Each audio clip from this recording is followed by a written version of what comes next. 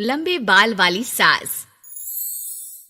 सास बहू की उम्र में माँ बेटी जितना फासला होता है, लेकिन फिर भी ना बहू को सास में माँ और ना ही सास को बहू में बेटी दिखती है।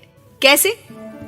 ओहो, ये बाल भी ना संभाले नहीं संभलते, इतने लंबे और काले।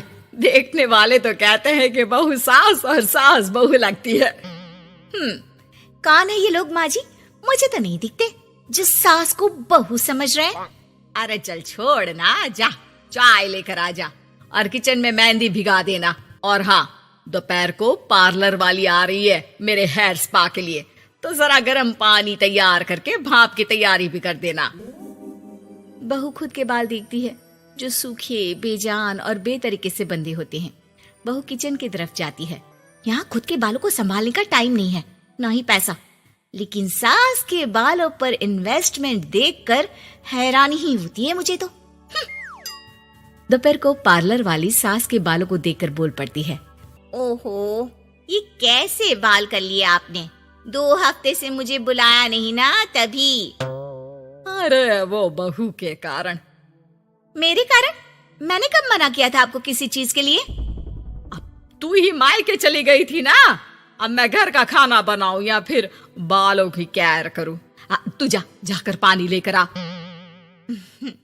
इस बार मैं जो मसाज करूंगी ना, थोड़ा महंगा है, लेकिन अरे महंगे की चिंता ना कर, बस ये जो डिम्पल कपाड़िया जैसे बाल है वो शबाना आजमी जैसे ना हो जाए, इसका ख्याल रख। अब क्या था, सास के बाल पर जो बजट था वो घर के किचन के बजट जितना ही था, लेकिन बहू बेचारी करती क्या, बहू जो ठहरी।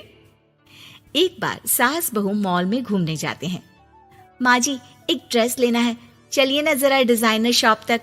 हाँ चलो, वैसे भी बाल गीले हैं, थोड़ा बाहर घूमूंगी तो हवा से सूख जाएंगे। सास बहू दोनों मॉल में घूम रही होती है। सासू माँ, वो रहा मेरा स्टोर। अरे रुक, क्या है ये? जावेद हबीब। अरे चल तो जरा देखे तो। हाँ चल देना माँ जी, बस एक ड्रेस ले लूं। अरे ले लेना ड्रेस बाद में, किसने मना किया है लेने से? सास जावेद हबीब के पार्लर में जाती है, जहाँ सेल्स गर्ल उन्हें पकड़ लेती है। अरे कुछ बालों को सुंदर रखने के लिए क्रीम पाउडर दिखाओ ना, वो क्या है ना, थोड़े बेजान लग रहे हैं। क्यों नहीं, वैसे ये नया प्रोडक्ट लॉन्च हुआ है, इससे आपके बालों की खूबसूरती 4 गुना बढ़ जाएगी। इसे लगाने के बाद ना आपको हेयर स्पा करने की जरूरत पड़ेगी और ना ही किसी महंगे शैम्पू की। बस ये लगाइए और पूरे मोहल्ले में बाल चमकाइए, लहराइए और इतराइए। अरे वाह, कितने का है? इतना सस्ता कि आपको हंसी आ जाएगी। तो एक काम करते हैं ना, पहले हम हंसी लेते हैं, क्यों? ये जरूर आपकी बहू होगी, है ना? कैसे पता? अरे भला कौन सी बहू चाहेगी कि सास के बाल सुंदर दिखे? मुझे नहीं लगता कि आप ये प्रोडक्ट ले पाएंगी। एक काम करिए, फिर कभी आइएगा। अरे ओए, पैक कर दे इसे, और सुन, 2 पैकेट पैक करना, और आज के बाद किसी सास बहू के बीच लड़ाई लगाने की कोशिश ना करना। सेल्स गर्ल मुस्कुराकर साथ खड़ी दोस्तों को देखती है और सामान पैक कर देती है। उन लोगों के जाने के बाद, देखा मैंने कैसे खेल खेला? बहू मानती तो मुसीबत, और ना मानती तो भी मुसीबत। वहीं सामान लेकर सास भी खुश। बाहर निकलकर बहू से कहती है, अरे वाह बहू, अब देखना मेरे बाल ना और ज्यादा सुंदर हो जाएंगे। अब तो लोग मुझे देखकर जलने लगेंगे। वैसे जलन से याद आया, तुझे भी तो ड्रेस लेनी थी ना, चल ले लेते हैं। रहने दीजिए, पैसे किसके पास है जो ड्रेस ले लूं? आप तो अपने बाल लहरा लहरा कर इतराइए। मैं कोई पुरानी ड्रेस ही पहन लूंगी। चलो वो भी ठीक है बहू, देख हमेशा ना फालतू खर्चे से बचना चाहिए।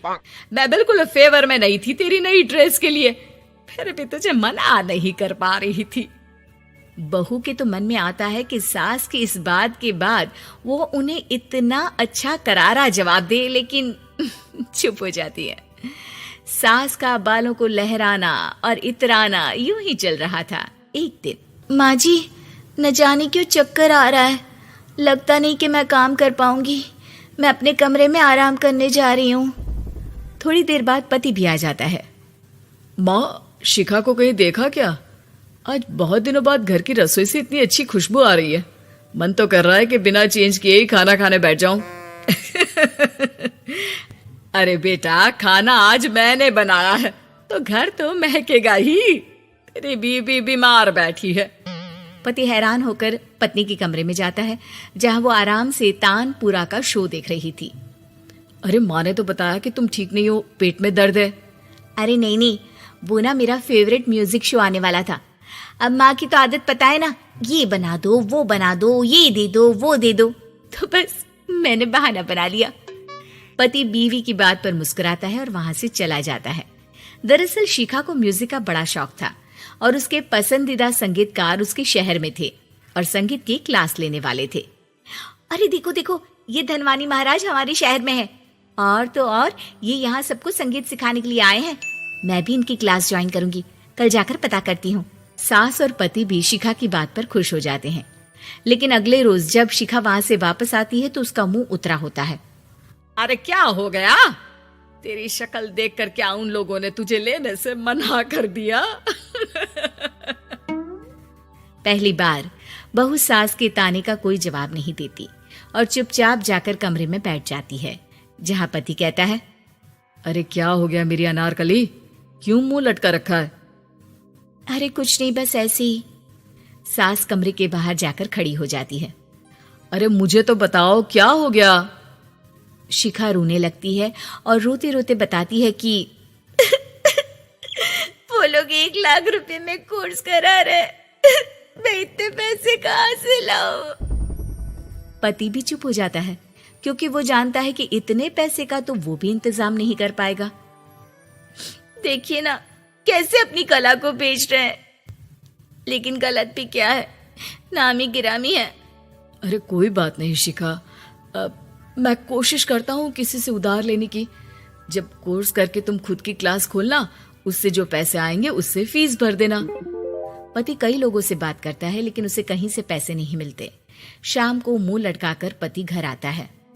मैंने काफी कोशिश की, लेकिन कहीं इंतजाम नहीं हुआ। अरे कोई बात नहीं, मैं भी ना क्या करूंगी म्यूजिक सीखकर। वैसे भी कल आखिरी दिन है पैसे जमा करने के लिए, अब इतनी जल्दी कहाँ से आने वाला है पैसा। लेकिन अगले दिन, बहू ये ले पैसे, जाकर अपना नाम लिखवा दे संगीत की क्लास के लिए। बहू इतना सारा पैसा देखकर दंग रह जाती है। अरे माँ जी, आप कहाँ गई थी अभी, और ये इतने सारे पैसे कहाँ से आए? सास मुस्कुराकर पीछे मुड़ती है और बहू को अपने सर के बाल दिखाती है, जो अब छोटे छोटे होते हैं। मैंने ना अपने बाल उस विदेशी कंपनी को बेच दिए, जो बाल के बदले में पैसे देती है। अब मेरे बाल थे ही इतने सुंदर के 1 लाख मिल गए, वरना तेरे बालों का तो कोई 500 भी ना दे। बहू को सास की बात से रोना आ जाता है। वो सास के गले लग जाती है। लेकिन कोई मुझे करोड़ों भी दे ना, तो भी मैं इतनी अच्छी सास ना दूं।